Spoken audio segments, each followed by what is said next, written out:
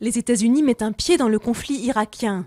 Ils ont bombardé des positions des djihadistes qui menaçaient Erbil, la capitale du Kurdistan irakien. Selon le chef de l'armée irakienne, cet appui aérien va permettre d'énormes changements sur le terrain.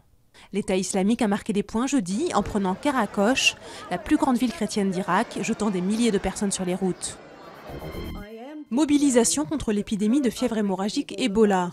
L'OMS en a fait une urgence de santé publique de portée mondiale. L'épidémie est la plus sévère des 4 dernières décennies. L'OMS ne met pas en quarantaine les pays concernés, mais demande des mesures de contrôle à leur point de sortie. La maladie a fait près de 1000 morts depuis le début de l'année. Après 72 heures de trêve, c'est à nouveau le langage des armes qui se fait entendre à Gaza. Les tirs de roquettes sur Israël et les frappes aériennes sur la bande de Gaza ont repris.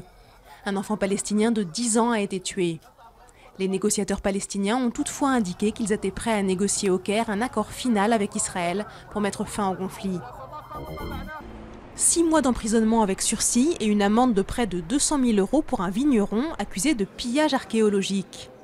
L'homme a effectué des dizaines de fouilles dans la Marne, l'Aube et la Seine-et-Marne.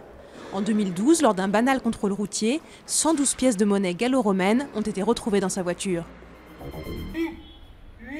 Faire le singe, c'est tout un métier. En tout cas à New Delhi.